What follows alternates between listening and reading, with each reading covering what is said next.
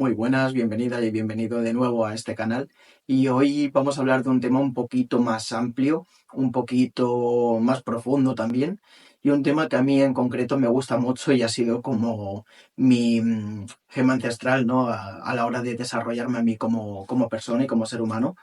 Y tiene que ver con cómo nos movemos en el mundo, cómo nos movemos nosotros con nuestras creencias, con nuestros miedos, con nuestras motivaciones a través de este mundo, cómo nos relacionamos con nosotros mismos, cómo nos relacionamos con los otros y cómo nos relacionamos con el resto de las cosas.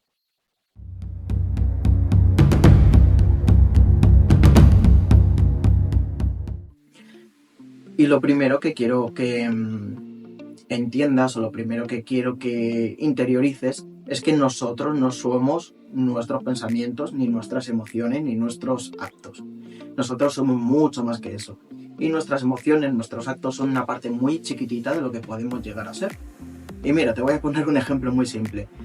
Conozco dos casos en concreto de antiguas amistades que se identificaban con yo soy el de la gorra.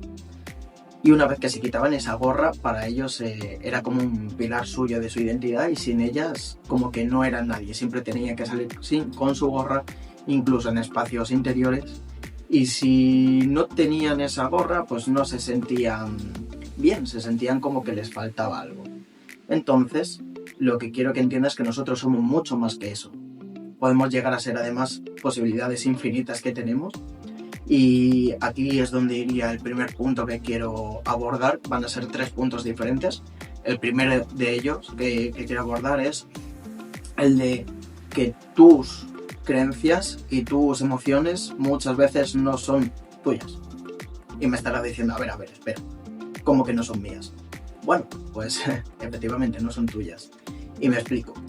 Nosotros cuando nacemos y cuando crecemos en nuestro entorno, hemos sido criados por nuestros padres, por nuestras familias, por el entorno, nuestro colegio, etc. Y hemos ido creando una serie de creencias que nos han ido diciendo de cómo funciona el mundo, ¿no? Bueno, pues estas creencias han sido obviamente dadas por toda esta gente. Entonces, nosotros no somos más que el cúmulo de creencias y experiencias que ha tenido el resto de gente que nos las han ido transmitiendo a nosotros mismos.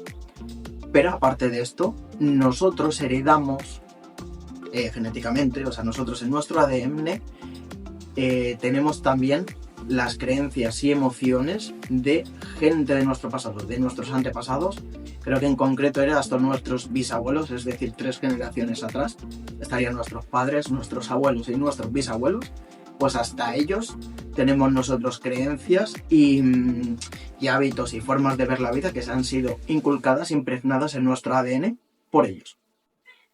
Y nosotros lo que realmente heredamos no son los traumas, como alguna vez he escuchado por ahí, que nosotros no, lo que heredamos son los traumas de nuestros abuelos, de nuestros ancestros. No, nosotros lo que heredamos en verdad son las soluciones que ellos dieron a un problema que tenían ellos en el pasado. Simplemente que hay veces que esa solución ahora mismo no nos está beneficiando a nosotros por la cuestión que sea.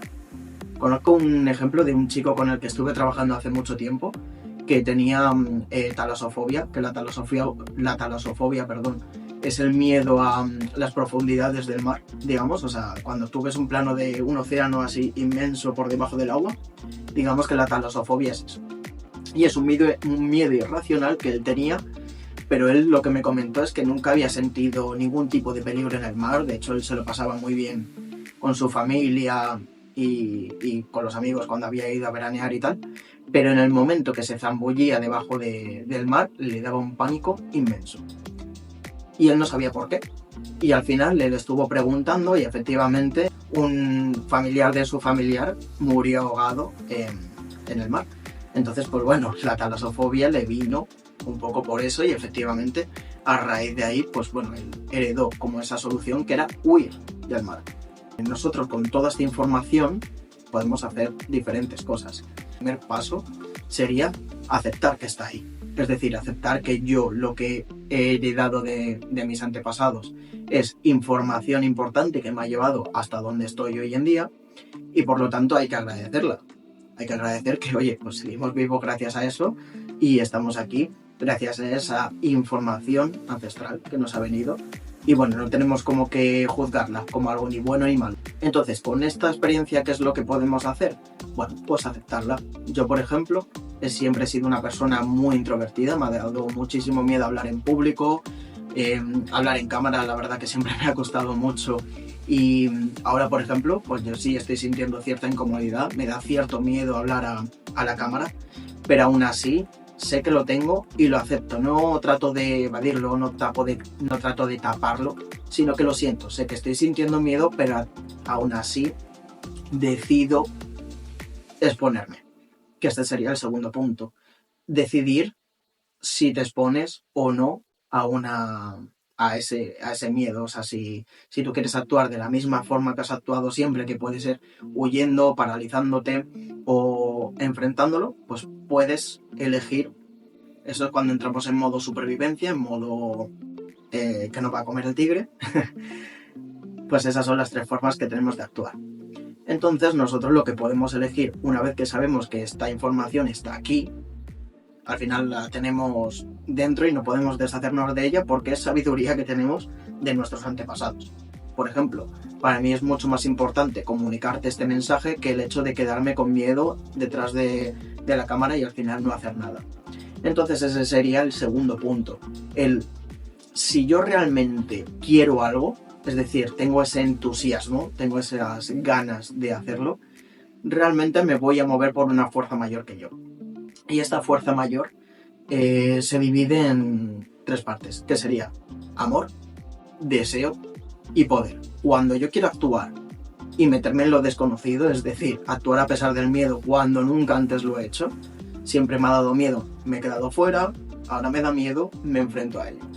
Pues cuando yo consigo eso, lo que estoy haciendo es actuar desde el poder, ese coraje que necesitas para enfrentar esa situación, ese miedo a una cámara o a enfrentarte a la profundidad del mar o lo que sea. Luego también desde el amor, porque al final todo viene desde cuando algo nos enfrenta y no estamos del todo a gusto, al final viene por una insuficiencia que tenemos nosotros dentro, todo viene desde la insuficiencia. Y a través de ahí estamos coartando esa posibilidad de poder hacer algo. Entonces nosotros si actuamos desde el amor es actuar desde el, oye, sé que tengo este miedo, pero realmente yo quiero hacerlo. Y como yo quiero hacerlo, también estoy con ese deseo. Yo tengo ese deseo de hacerlo y lo voy a hacer. Porque al final cuando estás haciendo eso también te estás amando a ti mismo porque estás decidiendo hacer otra cosa diferente a la que harías normalmente y es algo que realmente conecta contigo. Con lo cual te estás amando a ti mismo y estás amando el proceso de hacerlo. Y ya por último, una vez que has decidido cómo quieres actuar, sería el propio acto de hacerlo, que ese sería el tercer paso, el actuar desde otro punto. Y te voy a decir una cosa, una vez que haces este tercer paso, este tercer punto, que sería atreverte a ello, lo que vas a crear es una nueva red neuronal en la que tú aprendes nuevas experiencias. Y al aprender nuevas experiencias lo que aprendes también es actuar de una forma diferente a como habrías actuado. Entonces, si por ejemplo, a mí, que me da miedo el exponerme a una cámara, ahora mismo estoy actuando y veo que en esta experiencia no ha surgido nada malo, sino que pueden surgir cosas muy buenas al final y a lo largo del tiempo lo que voy a crear es una nueva experiencia en la que yo disfrute hablando a la cámara. Que eso yo creo que le pasa a todo creador de contenido que al principio le da miedo a la cámara porque es normal, es exposición pública, pero luego le acabas cogiendo el cariño y te acaba gustando. Entonces ahí es donde está el verdadero conocimiento. Cuando tú te atreves a entrar a lo desconocido es cuando aprendes. Un tip que también viene muy bien y a mí me sirvió muchísimo es cuando tú no sabes hacer algo, observa al resto de gente cómo lo hace. Ponte a su lado, simplemente obsérvale, no hace falta ni que actúes como él. Obsérvale a ver qué hace.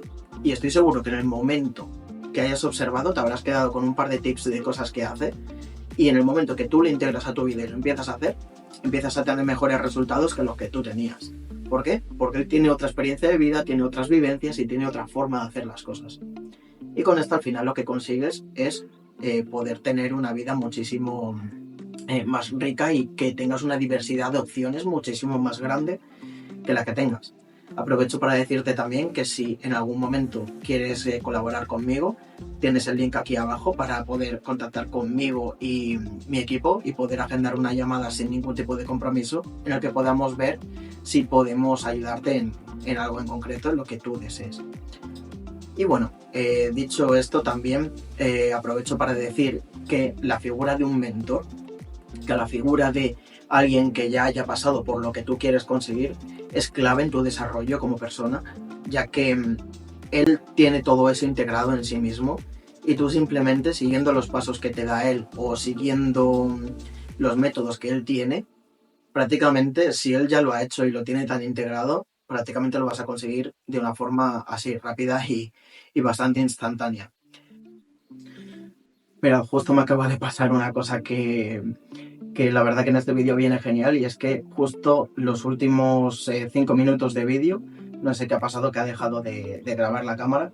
Y bueno, voy a intentar volver a resumirlo como buenamente pueda, porque al final pues con estos vídeos fluyo bastante.